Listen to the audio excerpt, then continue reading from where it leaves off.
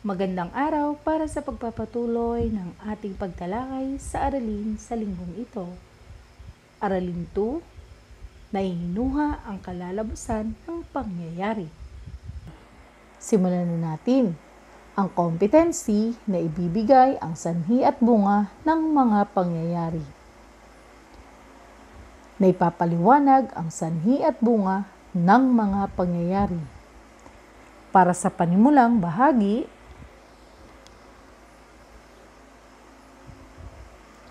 madalas sa mga ideya ay hindi tuwirang sinasabi ang nais ipahiwatig, ngunit nagbibigay sila ng mga pahiwatig na makakatulong sa iyo na magbasa sa pagitan ng mga linya. Ang paggamit ng mga pahiwatig na ito ay upang mabigyan ka ng mas malalim na pag-unawa sa iyong pagbabasa ay tinatawag na hinuha. Kapag naghihinuha, lalampasan mo ang mga detalye upang makita ang iba pang mga kahulugan na iminumungkahi o pinapahiwatig ng mga detalye, hindi nakasaad. Kung ang mga kahulugan ng mga salita ay hindi malinaw na maipapahayag sa konteksto ng teksto, maaaring ipahiwatig ito.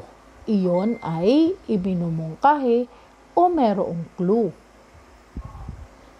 Ang pananaw ay isang malaking salita lamang ng nangangahulugang isang konklusyon o paghatol. Kung ikaw ay maghihinuha sa isang bagay na nangyari na, hindi mo nakikita, naririnig, nadarama, amoy o natikman ang aktwal na kaganapan, maaari mong gamitin ang iyong kaalaman ukol dito na parang ito ay nangyari na. Ang araling ito ay makatutulong sa paghubog ng iyong kaisipan sa paggamit ng iyong naunawang kaisipan o karanasan sa pagtukoy ng isang pangyayari upang maunawaan ang konteksto ng isang epiko. Gawain 1. Sagutin ang tanong. Isulat ang iyong sagot sa graphic organizer gamit ang iyong kwaderno. Sino ang bayani mo sa kasaysayan at sa totoong buhay? Bakit? Sagutin ito sa tulong ng graphic organizer. Narito ang halimbawang kasagutan. Mga bayani ng buhay ko, sa kasaysayan at bakit? Sa totoong buhay naman, bakit? Si Dr. Jose Rizal, sapagkat liban sa katalinuhan at kahusayan na ipinamalas niya, ginamit niya ito upang buksan ang isipan ng mga Pilipino laban sa pang-aapi at pang-aabuso ng mga dayuhan sa Pilipinas sa pamamagitan ng pagsulat niya ng mga aklat katulad ng No Limitangere at El Filibusterismo. Ang mga ito ang siyang nagbunsod na mamulat sa katotohanan ang mga Pilipino, dahilan upang lumaban at ipagtanggol ang kasarinlan ng bansang Pilipinas. Ikaw, ano sa iyo ang halimbawa ng bayani ng buhay mo mula sa kasaysayan?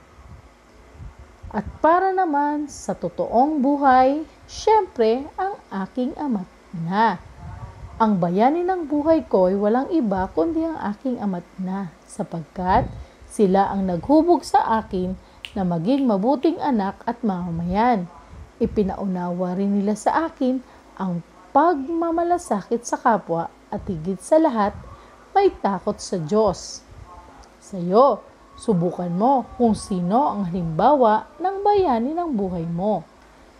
Sunod sa bahagi ng pagpapaunlad, ipabasa sa magulang, kapatid o tagapag-alaga ang sumusunod na epiko ng mga Bagobo na pinamagatang Si Tuwaang at ang Dalaga ng Buhong na Langit. Sagutin ang mga tanong sa iyong kwaderno matapos mapakinggan ang epiko. Pero sa pagkakataong ito, maaari niyo akong sundan sa pagbasa ng kwento. Buod ng Tuwaang at ang Dalaga ng Buhong na Langit. Epiko ng mga Bagobo. Si Tuwaang ay nakatanggap ng mensahe na kailangan niyang dumalo sa kasal ng dalaga ng Monawon. Ngunit Agad siyang binalaan ng kanyang tiyahin na huwag itong pumunta dahil nararamdaman niyang mayroong masamang mangyayari sa kasal. Araw na ng kasal at isinuot ni Tuwaang ang damit na ginamit ng mga Diyos para sa kanya. Bitbit niya ang kanyang espada, panangga at isang mahabang kutsilyo habang nakasakay sa kidlat papunta sa Munawon.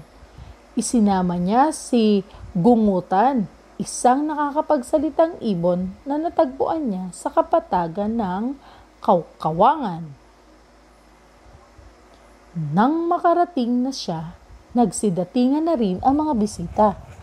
Pagdating ng lalaking ikakasal, ang binata ng Sakadna kasamang 100 lalaki, pinaalis nito ang mga hindi nararapat na bisita.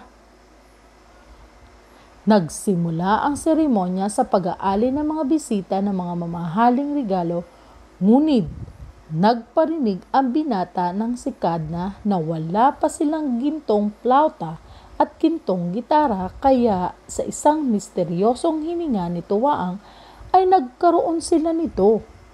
Nang lumabas naman ang babaeng ikakasal, ay napanganga at humanga ang mga bisita dahil sa taglay na kagandahan nito. Nainsulto at napahiya ang binata ng Sakadna nang tumabi ang ikakasal sa babae kay Tuwaang sa halip na sa kanya. Kaya hinamon niya ito sa isang labanan o duelo. Upang lalong galitin pa ang binata ng Sakadna, sinuklayan ng babaeng ikakasal ang buhok ni Tuwaang at naghalikan ang dalawa. Lumaban ng buong makakaya si Tuwaang at ang Gungutan sa binata ng Sakadna kasama ang 100 mga lalaki. Matapos nila ang 100 mga kalalakihan ay nagharap na sina Tuwaang at ang binata ng Sakadna. Nang dahil sa matinding labanan ng dalawa ay lumindol ang lupa, kaya binuhat ng binata ng Sakadna si Tuwaang at ibinato ng malakas sa lupa. Lumubog at nakarating si Tuwaang sa Hades at nakita niya si Tuhawa, ang Diyos ng Hades. Sinabi nito na ang buhay ng lalaking ikakasal ay nasa gintong plauta. Kaya naisip ni Tuwaang na bilhin ng gintong plauta upang mapatay ang binata ng Sakadna. Nang si Tuwaang ay nakabalik agad, nagyakapan at naghalikan si Tuwaang at ang babae.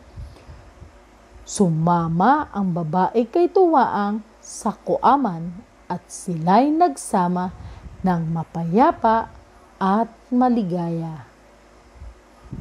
Naibigan niyo ba ang kwento ng buod ng Tuwaang at ang dalaga ng buhong na langit?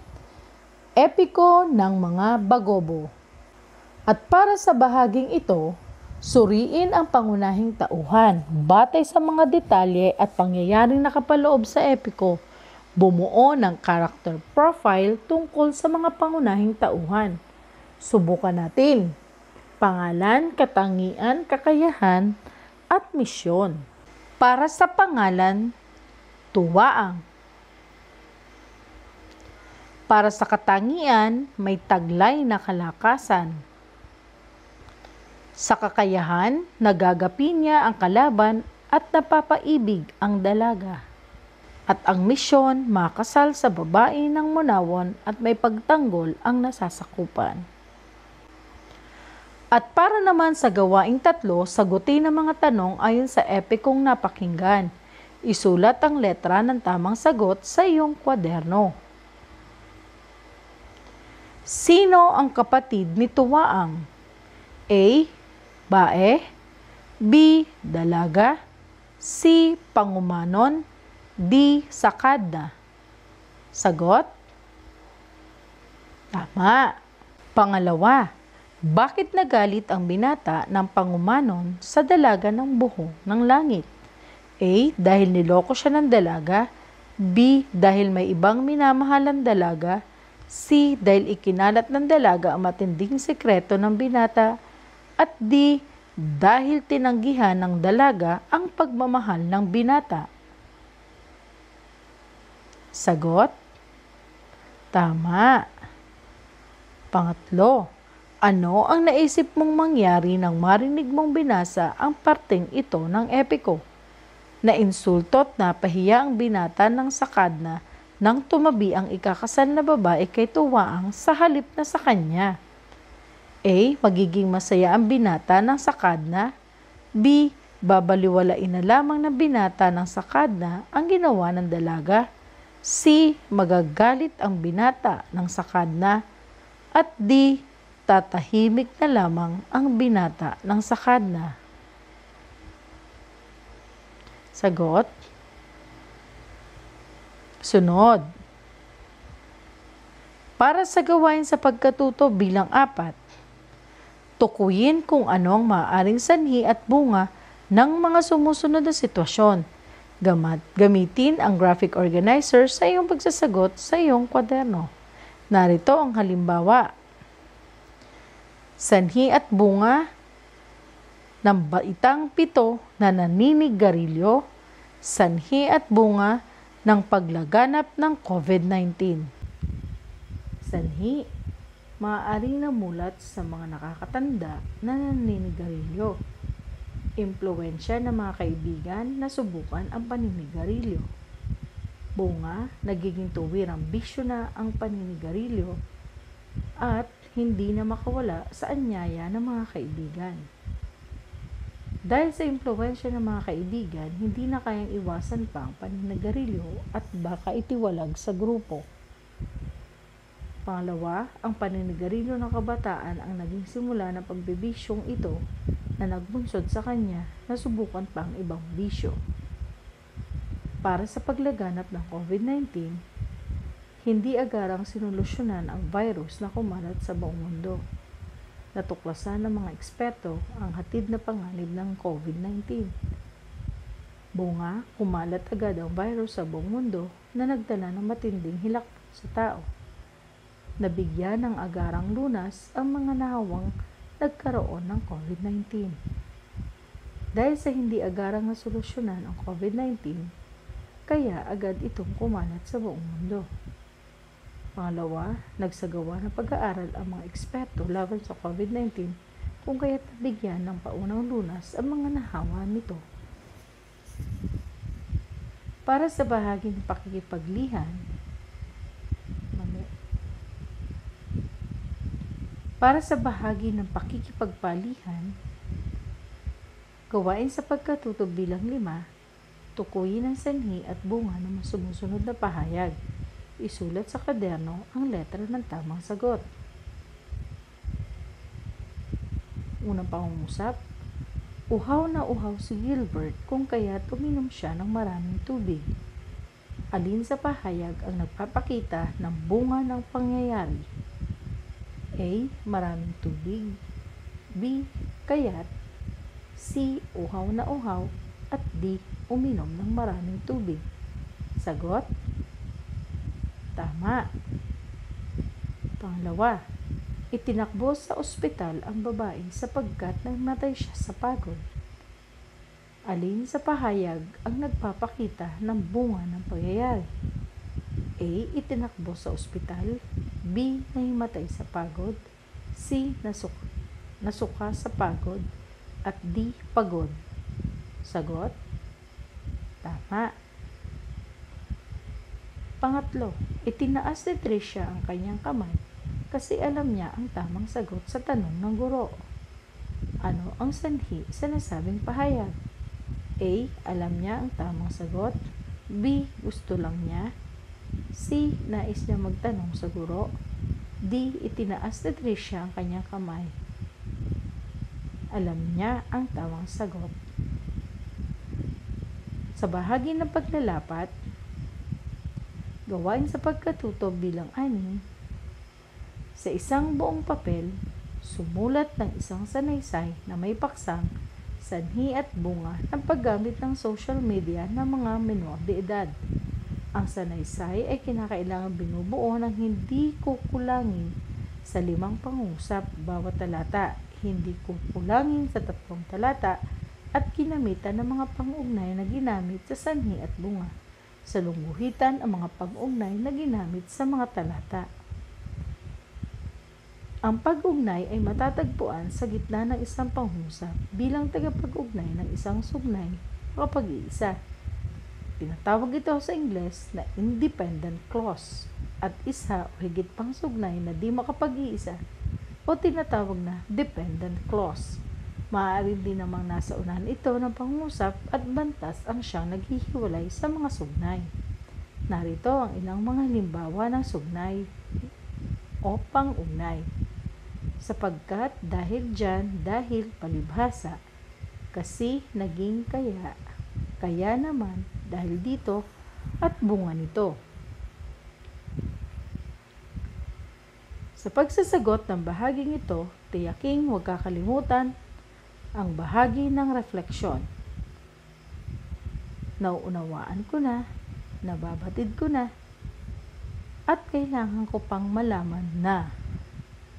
Muli maraming salamat sa CLMD4 na naging bahagi ng pagbuo ng videong ito. Maligayang pagsasagot.